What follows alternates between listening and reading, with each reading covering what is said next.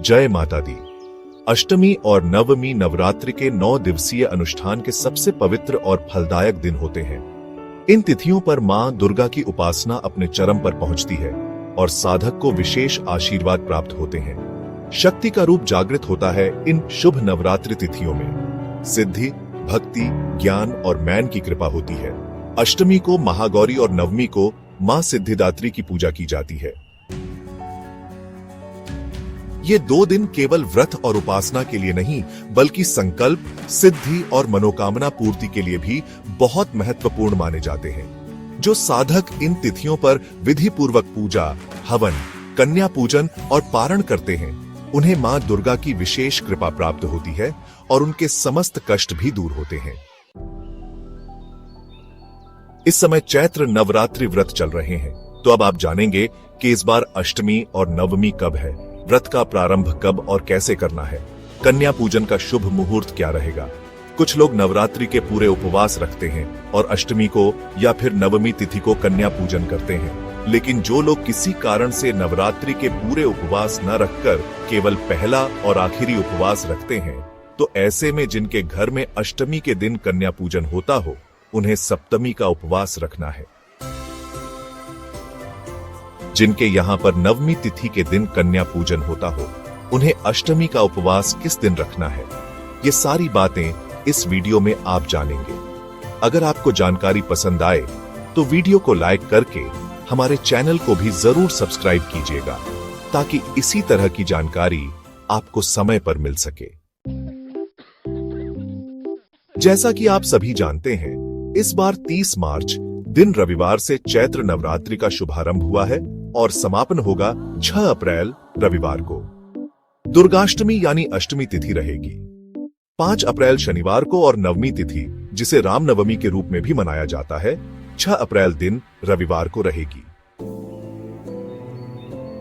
अष्टमी तिथि यानी 8वां दिन का 5 अप्रैल शनिवार को और अष्टमी तिथि प्रारंभ होगी 4 अप्रैल शुक्रवार रात 8:13 से और अष्टमी तिथि की समाप्ति 5 अप्रैल दिन शनिवार को शाम 7:26 पर होगी। तो 5 अप्रैल को मां महागौरी की पूजा की जाएगी और जिनके यहाँ पर इस दिन कन्या पूजन होता हो, तो सुबह के समय कन्या पूजन भी किया जाएगा।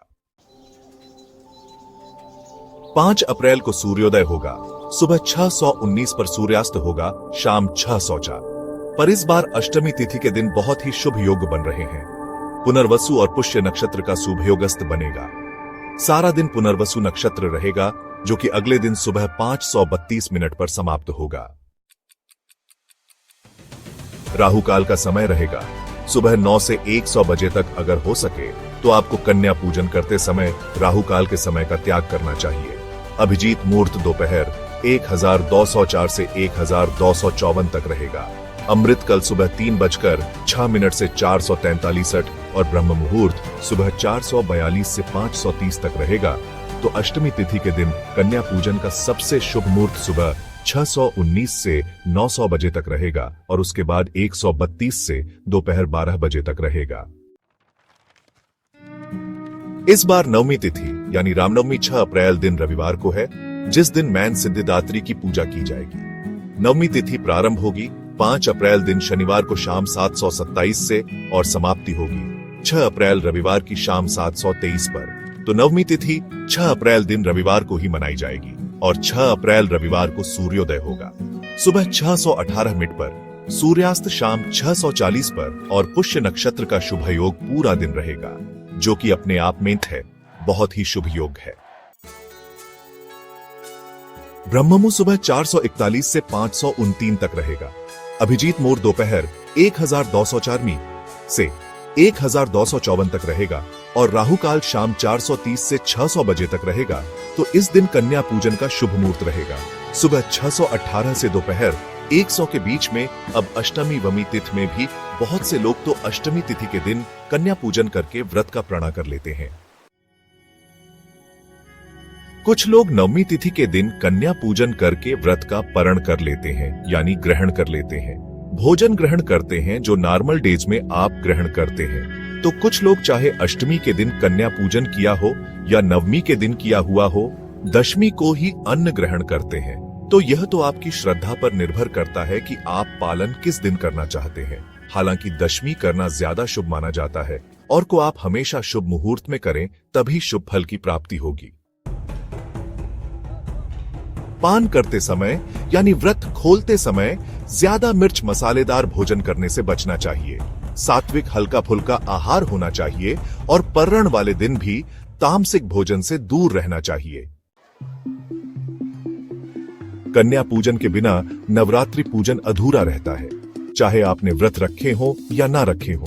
अष्टमी या नवमी के दिन कन्या पूजन आप सभी को करना चाहिए। जो भी भोजन आप ग्रहण करें उससे पहले मां दुर्गा को समर्पित करें। एक हिस्सा गौ माता के लिए निकालकर फिर बाकी को प्रसाद रूप में स्वयं ग्रहण करके पान कर सकते हैं। पालन करने का जो शुभ मुहूर्त है वो कन्या पूजन के बाद ही होगा। तो जब भी आप कन्या पूजन कर लें तो उसके बाद अगर राहुकाल का समय हो तो राहुकाल के समय को त्याग कर आप उस समय व्रत का पर्ण प्रसाद ग्रहण करके कर सकते हैं। पारण करते समय हमेशा मीठी चीजों का सेवन पहले करना चाहिए, खीर का या हलवे का और नारियल चने का। आपको पहले प्रसाद रूप में सेवन करने के बाद ही नमक वाला भोजन ग्रहण करना चाहिए। कन्या पूजन के लिए 2, 9, 11 कन्याओं को आमंत्रित करके उनके पैर धोकर रोली, अक्षत, पुष्प अर्पित करके उनके हाथों में कलावा बांधकर उन्हें हलवा, चना और पुरी का प्रसाद अर्पित करें। फिर उपहार, दक्षिणा देकर उनका आशीर्वाद प्राप्त करें। प्रसाद ग्रहण करने से पहले सभी परिवारजनों को भी बांटना चाहिए और स्वयं पारण करते समय मन का ध्यान कल्प लें कि आगे भी इस व्रत को श्रद्धा और निष्ठा से आप करेंगे। तो इस तरह से आप नवरात्रि की पूजा और व्रत का पालन कर सकते हैं।